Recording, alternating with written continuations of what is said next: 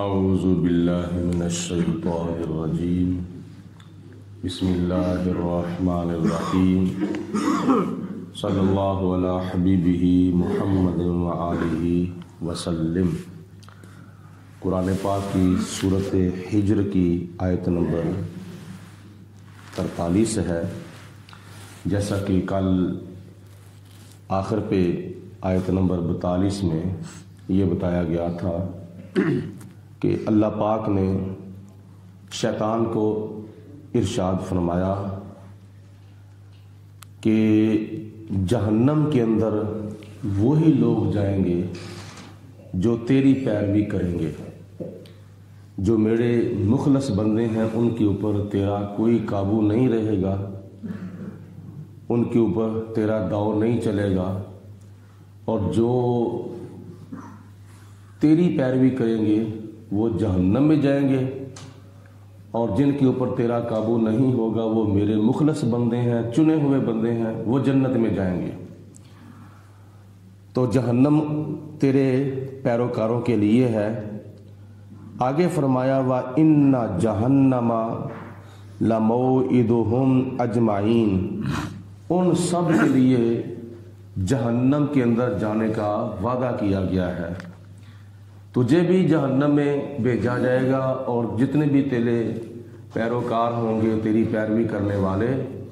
تیرے پیچھے لگنے والے، وہ بھی جہنم میں جائیں گے۔ اور وہ جہنم کیا ہے؟ لہا سبعۃ ابواب، اس کے 7 دروازے ہیں۔ لہا سبعۃ ابواب، اس جہنم کے 7 دروازے ہیں۔ چونکہ اس کے طبقے بھی 7 ہیں جہنم کے۔ ایک طبقہ ہے اس کا نام ہے جہنم، ایک طبقہ ہے اس کا نام ہے جہیم، ایک طبقہ ہے اس کا نام ہے سقر، ایک طبقہ ہے اس کا نام ہے حاویہ، ایک طبقہ ہے اس کا نام ہے حطمہ۔ اسی طرح 7 طبقے ہیں، اور 7 طبقوں کے دروازے بھی الگ الگ ہیں۔ اسی طرح کفار بھی مختلف قسموں کے ہیں۔ ایک تو مطلق کافر ہے، اور اس کے علاوہ منافق، اس کے علاوہ مشرک، اس کے علاوہ ہندو، اس کے علاوہ سکھ، اس کے علاوہ نصرانی بھی وہ جس کو عیسائی کہتے ہیں، اور عیسائیوں میں وہ کافر اور مشرک ہیں جنہوں نے حضرت عیسیٰ علیہ السلام کے بتائے ہوئے عقائد کو چھوڑ دیا، یعنی عیسیٰ علیہ السلام کو خدا کا بیٹا یا خدا مان لیا، وہ بھی کافر ہیں۔ اور اسی طرح یہودی بھی کافر ہیں، اور ان میں وہ کافر ہیں جنہوں نے حضرت عزیر علیہ السلام کو خدا کا بیٹا کہہ دیا، اور یہ بھی شرکیہ عقیدہ ہے، لہذا جو ایسا عقیدہ رکھے وہ بھی کافر ہے۔ تو یہ مختلف قسموں کے کافر ہیں، اور ان کو مختلف دروازوں سے جہنم کے اندر داخل کیا جائے گا۔ تو اللہ تعالیٰ فرماتا ہے لہا سبعۃ ابواب، جہنم کے 7 دروازے ہیں۔ لکل باب منہم جزء مقسوم، یہ اللہ تعالیٰ نے جہنم کے طبقوں کی جو تقسیم کی ہے وہ مختلف کافروں کے لیے کی ہے۔ ان المتقین فی جنات وعیون، بے شک جو متقی پرہیزگار لوگ ہیں، مسلمان، نبی پاک علیہ السلام کے غلام، برائیوں سے بچنے والے، نیکیاں زیادہ سے زیادہ کرنے والے، یہ جو متقی اللہ تعالیٰ سے ڈرنے والے ہیں، یہ قیامت کے دن فی جنات، جنتوں میں ہوں گے، وعیون، اور جو ان جنتوں کے اندر مختلف مشروبات کے اور خوشبودار چشمے ہیں، ان چشموں کے اندر ہوں گے۔ جنت کے باغوں میں سیر کر رہے ہوں گے، اور مختلف مقامات پر جو چشمے ہوں گے خوشبودار بھی ہوں گے، اور ٹھنڈے بھی ہوں گے، اور میٹھے بھی ہوں گے، مختلف ذائقوں والے بھی ہوں گے۔ یہ وہ چشموں سے پانی بھی پی رہے ہوں گے۔ ادخلوها بسلام آمنین، جب وہ جنت کے اندر داخل ہوں گے متقی پرہیزگار، تو ان سے کہا جائے گا کہ اب تم جنت کے اندر داخل ہو جاؤ سلامتی کے ساتھ اور امن و امان کے ساتھ، بڑی عزت کے ساتھ، بڑے وقار کے ساتھ اور بڑے احترام کے ساتھ ان کو جنت کے اندر داخل کیا جائے گا۔ آگے فرشتے ان کا استقبال کریں گے۔ وَنَزَعْنَا مَا فِي صُدُورِهِم مِّن غِلٍّ، اور جب وہ داخل ہوں گے جنت کے اندر متقی پرہیزگار، تو ان کے دلوں کے اندر، ان کے سینوں کے اندر جتنا بھی کینہ ہوگا، حسد ہوگا، بغض ہوگا، عناد ہوگا، اللہ تعالیٰ فرماتا ہے وہ ہم سارے کا سارا کھینچ لیں گے، ان کے سینے بالکل صاف کر دیں گے، ان کے دل بالکل صاف اور پاک کر دیں گے، اور جب ان کے دلوں سے اپنا کینہ، حسد، عناد وغیرہ سب کچھ نکال دیا جائے گا، تو پھر وہ ہو کیا جائیں گے اخوانا، وہ آپس میں ایسے ہو جائیں گے جیسے سگے بھائی ہوتے ہیں، آپس میں بہن بھائی ہو جائیں گے۔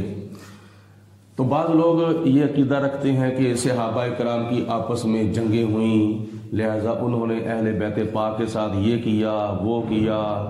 تو یہ آڑ لے کر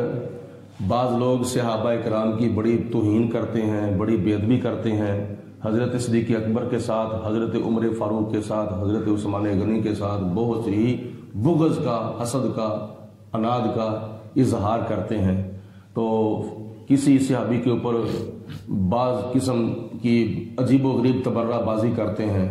تو اب قرآن پاک یہ کہتا ہے کہ جب یہ لوگ نبی پاک علیہ السلام کا کلمہ پڑھنے والے مخلص جو خدا کے بندے متقی پرہیزگار ہوں گے، وہ جنت میں جب جائیں گے تو ہم ان کے سینے بالکل صاف کر دیں گے۔ تو جب اللہ پاک ان کے سینے صاف کرنے والا ہے تو ان کے بارے میں یہ خیال کر رہا ہے کہ فلاں صحابی نے اہل بیت پاک کے ساتھ یہ کیا، فلاں صحابی نے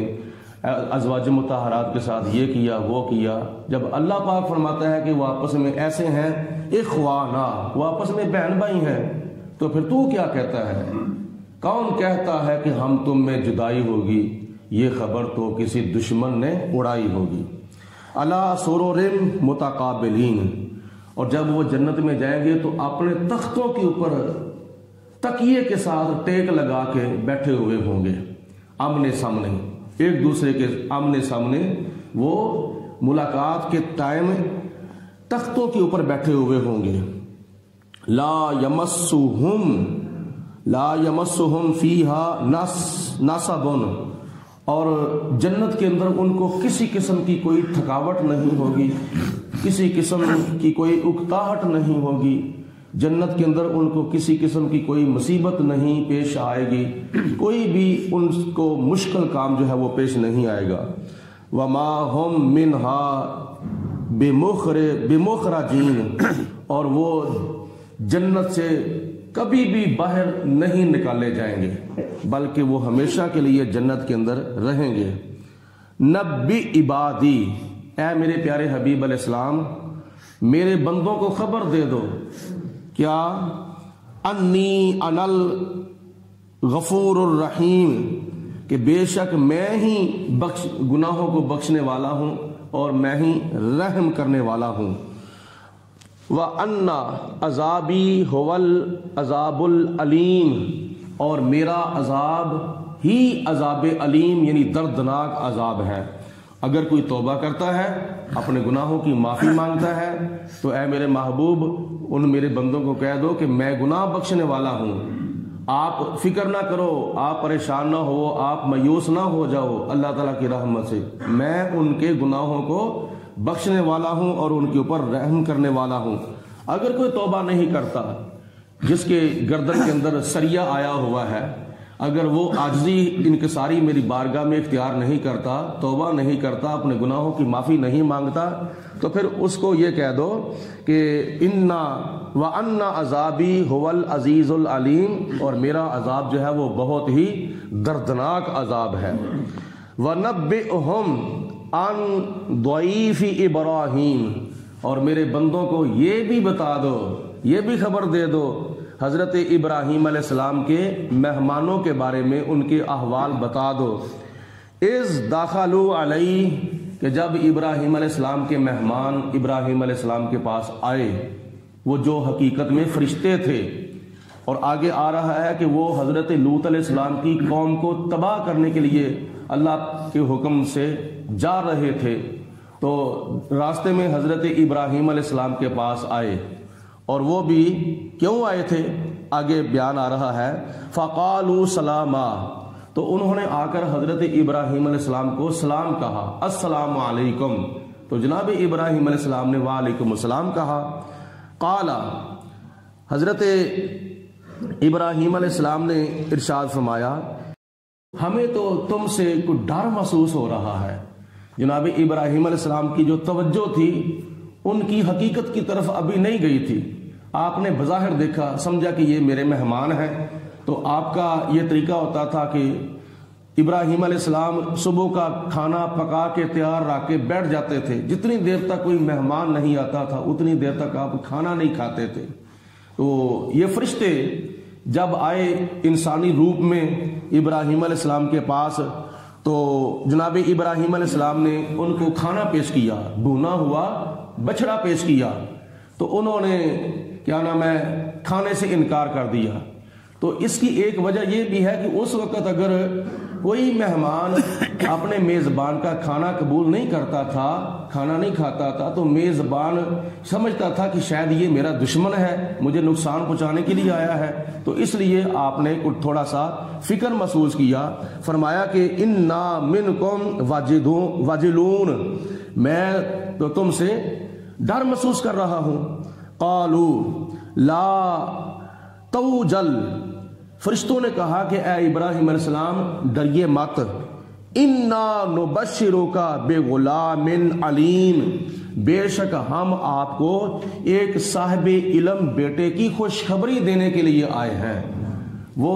صاحب علم جناب ابراہیم علیہ السلام کا جو بیٹا تھا وہ تھے حضرت سیدنا اسحاق علیہ السلام۔ فرشتے حضرت ابراہیم علیہ السلام کو اسحاق علیہ السلام کی خوشخبری دینے کے لیے آئے۔ قال، تو ابراہیم علیہ السلام نے فرمایا، ابشر تمونی علی ان مسنی الکبر، کیا تم مجھے بیٹے کی خوشخبری دینے آئے ہو جب کہ میں بوڑھا ہو چکا ہوں، میرے بال سفید ہو چکے ہیں، میں بھی بوڑھا ہو چکا ہوں، اور میری بیوی جو ہے وہ بھی بانجھ ہو چکی ہے۔ ایک روایت میں آتا ہے کہ ابراہیم علیہ السلام کی عمر اس وقت 100 سال ہو چکی تھی، اور حضرت سائرہ کی عمر اس وقت 90 سال ہو چکی تھی، تو اتنی عمر میں اولاد کی امید جو ہے وہ ختم ہو جاتی ہے۔ تو ابراہیم علیہ السلام نے فرمایا کہ بڑھاپے کے اندر تم مجھے بیٹے کی خوشخبری دینے آئے ہو، فَبِمَا تُبَشِّرُونَ، تو تم کس چیز کی، یعنی اس وقت تو میرے ہاں اولاد نہیں ہو سکتی، تو تم مجھے کون سی خوشخبری دینے کے لیے آئے ہو؟ قالوا، تو فرشتوں نے کہا، بشرناک بالحق، ہم جو تمہیں خوشخبری دینے آئے ہیں یہ اللہ کی طرف سے سچی خبر لے کے آئے ہیں، ہم پکی اور سچی خبر تمہیں دینے کے لیے آئے ہیں۔ فلا تکم من القانتین، تو تم نا امیدوں میں سے نہ ہو جاؤ، تم امید رکھو اللہ پاک کی رحمت کی، خدا تعالیٰ کی رحمت سے مایوس نہ ہو جاؤ۔ قال، ابراہیم علیہ السلام نے فرمایا، وَمَن يَقْنَطُ مِن رَحْمَتِ رَبِّهِ، کون ہے جو اپنے رب کی رحمت سے نا امید ہو جائے، اِلَّا الضَّالُّونَ، سوائے گمراہوں کے۔ یعنی ابراہیم علیہ السلام نے فرمایا کہ گمراہ جو لوگ ہیں وہی اللہ تعالیٰ کی رحمت سے مایوس ہوتے ہیں، جو اللہ تعالیٰ کے بندے ہیں وہ خدا تعالیٰ کی رحمت کی امید رکھتے ہیں، اللہ تعالیٰ کی رحمت سے نا امید نہیں ہوتے۔ قال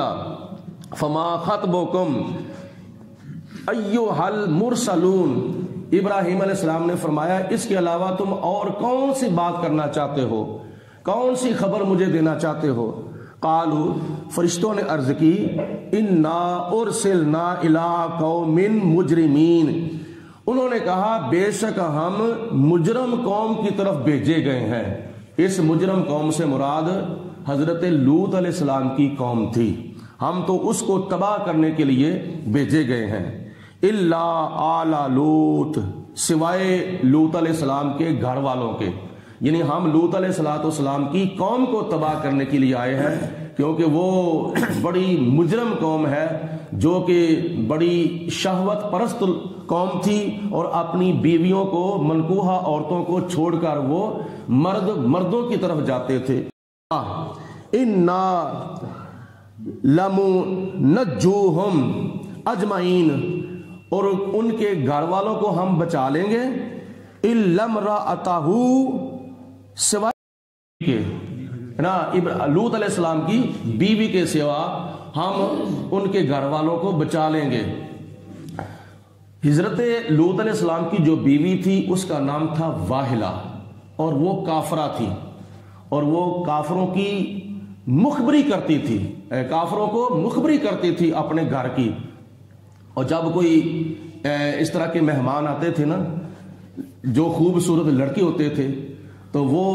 لوط علیہ السلام کی جو بیوی تھی وہ کافروں کو جا کے خبر دیتی تھی کہ آج ہمارے گھر میں بڑے خوبصورت لڑکے آئے ہیں، بڑے خوبصورت مہمان آئے ہیں۔ تو وہ شہوت پرست قوم تھی، تو اس وجہ سے حضرت لوط علیہ السلام کی جو بیوی تھی وہ کافرہ تھی۔ اور اللہ پاک نے ارشاد فرمایا قدرنا، فرشتوں نے کہا کہ ہم نے فیصلہ کر لیا ہے اللہ تعالیٰ کے حکم سے کہ ہم نے حضرت لوط علیہ السلام کی قوم کو تباہ کرنا ہے، لوط علیہ السلام کی بیوی سمیت۔ انہا لمن الغابرین، کیونکہ وہ عذاب کے اندر پیچھے رہ جانے والوں میں سے ہے۔ فلما